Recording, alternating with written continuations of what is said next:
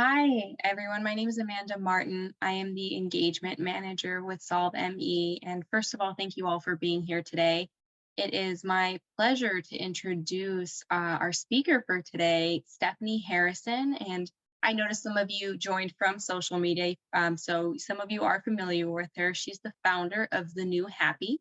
She is an expert in well-being, and she uses her master's thesis in applied positive psychology from the University of Pennsylvania.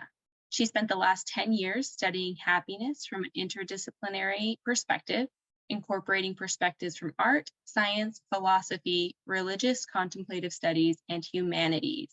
And her book, The New Happy, is forthcoming from Penguin Random House. So congratulations, Stephanie. And I'll let her take it away from here. We ask if you guys can mute your microphones, and we will have time at the end for questions and answers. So Stephanie, take it away. Thank you so much. Can I just confirm that you all can see the slides in full screen? It all looks good? Okay, great. Thank you all so much for having me today. I'm so thrilled and honored to have the chance to connect with all of you. I want to just start and share a little bit more based on what Amanda shared about my background. As she said, I have an academic background in positive psychology, which is essentially the scientific study of happiness. And the information that I had became very important and critical to me when my partner, Alex, suddenly became ill back in 2018. And I learned how to take a lot of this academic research that I had and needed to really figure out a way to try and use it in my daily life, given the challenges that we were both going through, him with his health and me as a caregiver. And ultimately, what that has evolved into is a set of tools that I have really leaned upon to take care of my own well-being and also to help him to take care of his. I know we have a mixture of both patients and caregivers, as well as a few others here. And what I'm going to be sharing can be used by anyone. It's really an attempt to take a lot of the research about well-being, resilience, connection, all of these things that we're all looking for in life that make life worth living, and find a way to make them achievable and manageable in the difficult context that so many of us are in this situation. When I became a caregiver, I received a lot of very well-meaning advice from people telling me to do things like put on my own oxygen mask first or prioritize my own well-being. And it was very difficult because I felt as though that wasn't actually something I could do given the challenges that we were facing. And I'll be curious to hear from all of you about if that's something that you relate with. When you're navigating illnesses like these, there are so many challenges on a daily, ongoing basis. There's so little external support from the institutions that you think will help you. And it becomes very difficult to find any sort of time for your own well-being and care. And what I discovered was that the framework that people were proposing to me, taking care of myself away from taking care of Alex, was not something that really was possible. And that only became accelerated as the pandemic began and we were moved into almost complete isolation from the world. But what I did discover is that we can care for ourselves while we care for the other people in our lives. And it sounds like a very small shift, but it actually became very transformative for me and for my own well-being. I realized that there were things that I could do in the course of my day that helped me with my well-being. And I didn't have to find this magical time away from being a caregiver that simply didn't exist for me, where I could do the things that I needed. I could find a way to do it as I navigated my daily tasks and responsibilities. And all of the tools that I'm going to walk you through in the rest of this presentation are things that you can use as you are going through your life as a caregiver. There are things that you can do in the middle of your caregiving tasks while you're navigating the specific challenges that you're facing. And all of them have been found to improve your well-being and your resilience, which is so important as we navigate these difficult situations. My hope is that you're going to leave this presentation with a few tools that you can call upon when you need it. What really helped me was using these like a toolbox. When I was feeling overwhelmed, I would pull out certain tools. When I felt like I was wanting to give up or feeling really frustrated with the way that things were going, I would lean on other ones. When I felt lonely, I would take a different path. So all of these things are things that you can try for yourself, shape them, discover if they help you and support you, and then add them to your own toolbox to be used for yourself and for your own well-being.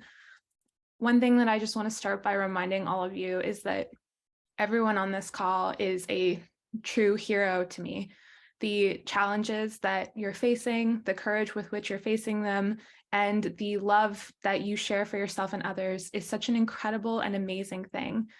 This is something that can be really hard to remember when you're in the midst of the challenges that you're going through, that you actually are this incredible person who is devoting so much effort and energy towards well-being in one form or another. What I want you to remember is that you, as you are completely worthy of your own happiness, of your well-being, of everything that matters to you.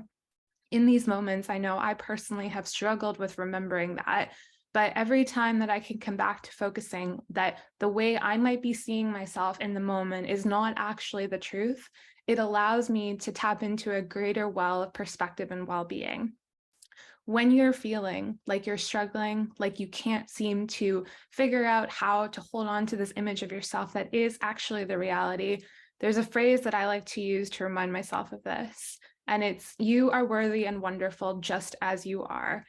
It's so simple, but this act of a little bit of care for yourself can help bring you back and start to help you to see all of the ways in which you are contributing, the ways in which you are continuing to persevere throughout your challenges, and all of the things that you are worthy of in life. I truly believe, based on my study of the research that Amanda mentioned, that so much of our collective well-being challenges stem from the fact that we are told over and over again that we are not good enough, that there's something wrong with us. And then this can, unfortunately and tragically, become amplified by the way that we're treated in the world, particularly with people who are going through difficult challenges in life. When we can hold on to this, it's a profound act of radical love and care that can truly transform our well-being. Whenever you're feeling like you need this reminder, I hope you'll come back to this and remember how you actually are. How you're seeing yourself is not the truth. You are completely worthy and wonderful just as you are. With that being said, how do we keep this top of mind? What are some tools that we can use? One of the most powerful tools that the research has identified in going through difficult times is that of cultivating a sense of acceptance. When we are able to do this, that's when we can have the power to make a lot of changes in our lives. I know that in the first months and years of my partner's illness, I spent a lot of my energy fighting the situation that we were in, hoping that it wasn't happening, hoping that things would change, fighting in order to try and make this thing happen and be something different than what it was. And ultimately, that energy was a lot of a waste of it. I could have used that energy in a lot of more effective ways. And when I talk about acceptance, I often think about it in the context of a very minute by minute basis. So learning how we can accept specific moments in our lives, which then ladders up to a greater sense of acceptance for our overall situation. There's one phrase that I have found really helpful to use when I'm challenged to deal with a specific challenge in my life. And it's saying to myself, this is how it is right now. This is how it is right now. It doesn't mean it's going to be like this forever. It is a small thing that is in front of me. This challenge is real, but also it will change at some point. You know, the classic philosophical teaching that this too will pass is something that I have leaned upon very heavily as a piece of wisdom to help build my own resilience. And it's actually been found in the research to have a profound impact upon our ability to cope with challenges. Even if we can remind ourselves that things might be slightly different tomorrow, that things might change in the future, and that we have a little bit of power in this moment to respond to the situation, that allows us to show up differently in that moment. So the tool here is when you're feeling like you're struggling with a specific task on your plate or a responsibility or an outcome, to say to yourself, this is how it is right now. Again, this will help you to not only move towards the acceptance stage, but also to recognize that things will change and how you can shift into your power to make those changes. I want to speak to you about self-compassion, which I think is one of the hardest things for caregivers. I know that so many of you have abundant compassion for the people in your life. And I know that this is also really difficult for patients as well. It's something that my partner and I have had to work so much on in order to support ourselves as we've gone through this journey. When we are hard on ourselves, we think that we are helping ourselves. We think that it's going to make it easier to achieve our goals. We think that it's going to help us to find a way to navigate the difficult situations that we're in. But actually, the research shows that the harder we are on ourselves, the more we suffer. By being cruel to ourselves, by beating ourselves up, by holding too high of expectations for what's possible, we actually end up profoundly hurting our own well-being. The secret, which is so antithetical to what so many of us have been taught in our culture, is that we can be gentle with ourselves. And in the long run, that is something that helps our overall well-being. I know that any patients on the call right now probably have navigated this with the difficulties, particularly associated with ME and long COVID of exertion. Learning how to be kinder to yourself and gentler to yourself is a can be a very, very difficult thing. When we are kind to ourselves, when we treat ourselves in this way, we are setting ourselves up for greater well-being, no matter what is happening in our lives. In order to be kind to ourselves, there's so many different things that we can do. But one of the things that I would like to recommend is a practice that I call care. It's a way of changing the way that you speak to yourself. Again, we have all been conditioned in a society that teaches us to beat ourselves up and be very critical. But with time, with effort, with intention, we can change the way we speak to each other and to ourselves. And it starts with really just trying one kind thought. So this tool, which is an acronym, CARE, is going to be something that you can use in any moment that you're having a difficult time or that you want to treat yourself with more kindness. It starts with C, catching yourself. So catch yourself when you're saying something critical to yourself in your head. We all have our stories that we tell ourselves in our head. You know, the one for me as a caregiver was constantly, you're doing a terrible job. You're a horrible caregiver. If only you could work harder, if only you could do ABC, then things would be better and things would be easier. I know also there were so many times when I would make a mistake as a caregiver, and that would have a very negative impact upon Alex's well-being. You know, I would close the door too loudly, or I might break something and it would set off his nervous system and create a crash. There were so many difficult moments like that that were out of my control. They were simply human mistakes, but that it was very, very easy to beat myself up for. So when these moments happen, we just want to catch ourselves in it and start to notice that thought in our head, that critical self-talk. The second step is to acknowledge it, acknowledge the talk that you're saying. So you just want to say something to yourself like, there's a thought, that's a thought I have about how bad I am as a caregiver, or all of the ways in which I'm failing my partner, or anything else. You just want to simply acknowledge it. And while this can feel a little bit counterintuitive, when you do this, you actually sort of take the power out of it.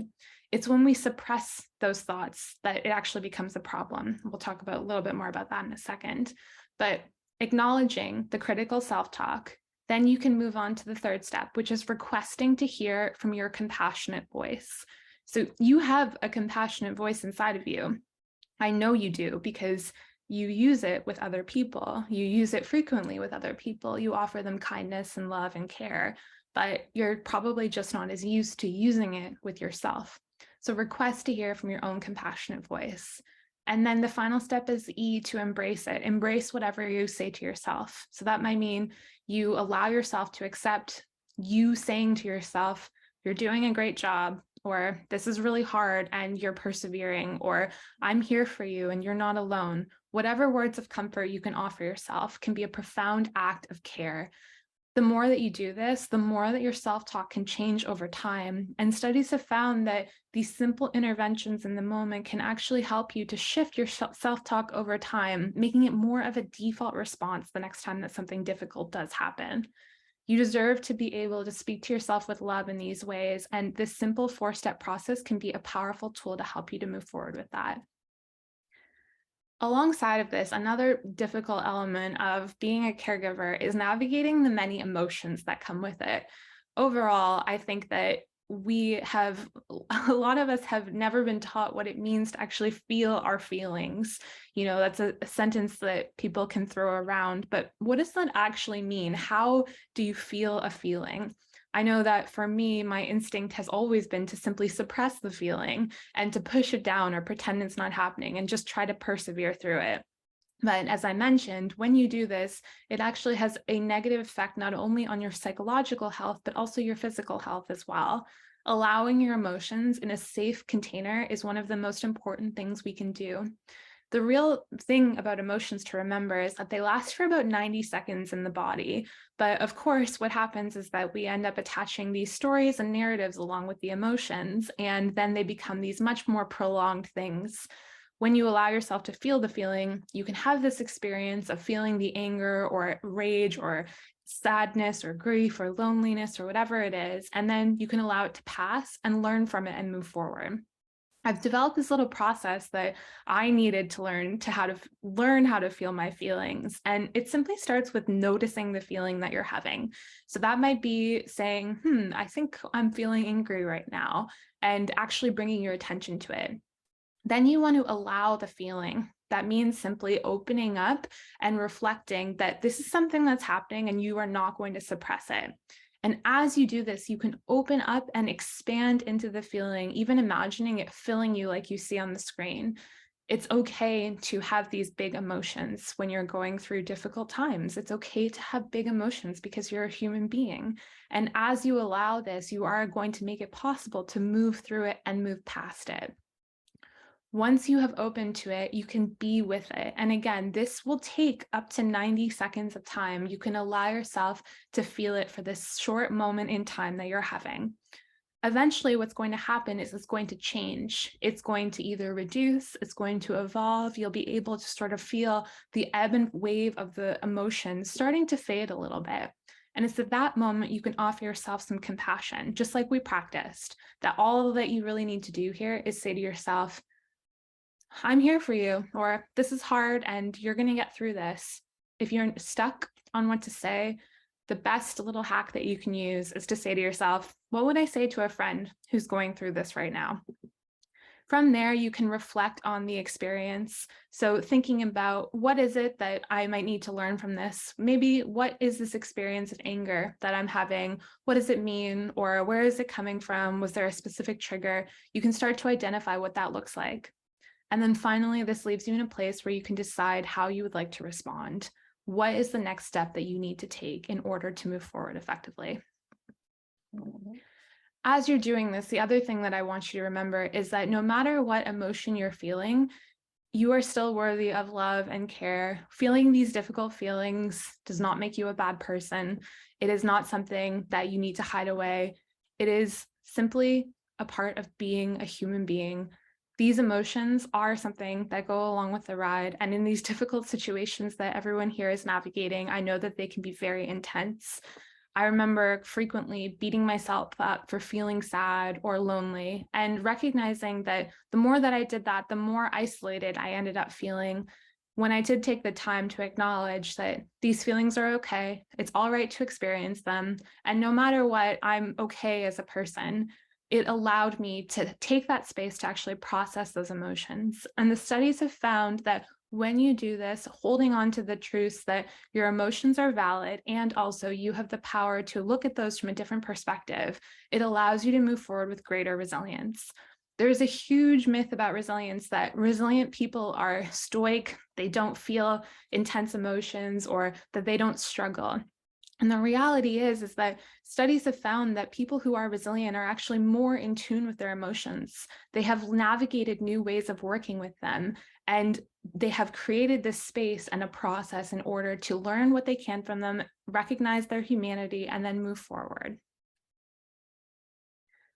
Another tool for resilience that I want to share, which I would say has probably been one of the most helpful things that I have done in my own caregiving journey, is an adaptation of the research that's around your locus of control, which is essentially how to figure out what you can control in your own life. The truth is that humans need and love control. It's something that makes us feel really, really good. And when we feel this sense of control, it translates into a greater sense of power, of self-efficacy, of a belief that we can navigate the things that we're facing. Unfortunately, the situation of being a patient or a caregiver is often fundamentally one where you don't have much control. That's why it's really important to learn how to figure out any small thing that is within your control.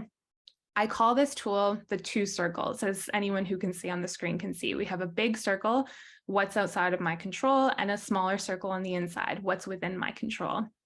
What I would recommend doing is when you feel overwhelmed or hopeless or unsure about how to move forward, grab a piece of paper and draw these circles. Anything that's in your head that is outside of your control, put it in the big circle and get it all out onto paper. As much as you can sort of dump out there, the better. And then look at it and decide what here is actually within my control. Is there anything within my control that I can address right now? I remember using this tool really frequently in the earlier days of the pandemic when we were in an extreme lockdown and feeling like there was no hope, there was nothing that I could do. And every time I would use this, I would find there was always at least one thing that was within my control. And the key is once you've identified that, you can focus on it in some small way. So for me, that might have been, I could do a couple stretches, or I could go and sit with Alex and be there for him and have a little talk with him when he was able to speak with me. There was always one or two little things that I could do. And whenever I took the action to follow through on that, I always felt a little bit better, a little bit more resilience, a little bit more capable of going throughout the rest of my day. What is important about this is that so much of our brains are wired to focus on the outer circle, to really, really identify what's outside of my control. And they're constantly spinning there, trying to figure out, how can I solve this? How can I fix this? What can I do about it? And again, as I mentioned at the beginning, this can be a very big drain of our energy, especially when we really need that energy for other things. This ability to distinguish between what is outside of my control and what is within my control is one of the single most important predictors of resilience. This is critical because, as I mentioned, when you are in an uncontrollable situation, having anything that you can focus on that is within your control is going to be something that helps support you. So the next time that you're feeling a little bit overwhelmed, just remember these two circles, grab a pencil, draw them out and write them down. I know it sounds really simple, but it does have the power to help shift what you can focus on and where you can spend your precious energy. Relatedly, another thing that resilience research has found is that when times are tough, it can be a lot better to focus on the immediate short term. I know for me, I have always been a planner. I've always loved thinking about the future. And when Alex got sick, that became very painful because the future was so very uncertain. And one key element that we want to really kind of bring into our minds as we're navigating our days is that if things are really hard, how can you bring your focus to really center down upon the present moment in whatever way that looks for you? There have been times when I've been on a minute by minute basis for weeks or months on end. And then there have been other times where I've been able to take it hour by hour or day by day.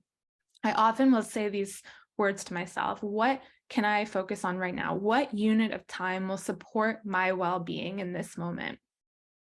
This is, again, something that was very difficult for many of the people in my life to understand who had never been through a similar situation. They were used to illnesses where there was a much more concrete outcome, or there was information about what we could expect about Alex's condition, or there were physicians who were deeply involved and who were guiding his treatment.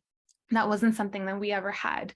And often what simply needed to happen was that it fell on me or upon Alex in order to figure out the path forward. Focusing on what can I do in this minute is really an extension of the two circles tool. It allows you to take your attention and figure out what is it that I can do right now that will support me and my well-being, or the person that I'm caring for and their well-being. Another key element that can be really helpful is to consider the stories that we're telling ourselves. there have been a number of different interventions that have found that we all are essentially storytellers of our experience. We craft these narratives in our head like we're the protagonist of a story. And over time, those narratives can not only become solidified, but they can also become warped in some ways. So we start to tell these stories and then they become seemingly fact when in reality, perhaps they are not actually the truth. Some studies have found that when people who are going through difficult times and traumatic experiences simply take 15 minutes to rewrite what their experience is like, as though they're telling the story of their life, they experience profound benefits not only to their psychological health, but also to the physical health and other specific biomarkers. What you can do is that if you feel as though you are living a story that doesn't align with your values and the things that matter to you, you can try this for yourself and take a few minutes to simply write out the story that you're currently living. Once you do that, take a look at it and figure out, is this story true? And is there a way that I can craft it for myself? So much of the meaning in our lives is something that we come up with for ourselves. And when we do this, we can look for more generative sources that do support our well-being. For me, when I was going through this situation in my life, what this looked like was feeling very much like I had no control and that I wasn't living according to my values. When I went through this exercise, I realized that actually I did have a lot of control and I was living by my values. I was doing something that was deeply meaningful and personal to me, and I felt that there was a great deal of meaning in it. But it took a little bit of this exercise to help me figure out that the stories in my head weren't necessarily attached to not only reality, but also to what I was hoping for my life and the experiences that I was navigating. The last thing is to consider the legacy that you're having. And this is another way to think about the greater meaning in our lives. The meaning that all of you have in your lives with respect to the care that you give, with respect to the courage with which you exhibit, is profound, it's important, it's meaningful. And when we focus upon all this impact that we are having and that we can have through our work or our advocacy or our experience navigating this illness or the care that we're giving, we are making a profound impact upon the world. And this legacy is something that really matters. As you're going through this writing exercise, this is something that we can keep top of mind and really kind of view as a perspective of our overall sense of well-being and what it is that we're focusing on cultivating. And then finally, the last tool I have for you is a little bit different because I'm going back upon what I said about the beginning about finding time for yourself. So I remember when I was, again, in the middle of the early days of the pandemic, feeling completely overwhelmed, working full time, struggling to figure out how we could help Alex get the care he needed in those times. I remember feeling completely overwhelmed and like I didn't have any single time to myself.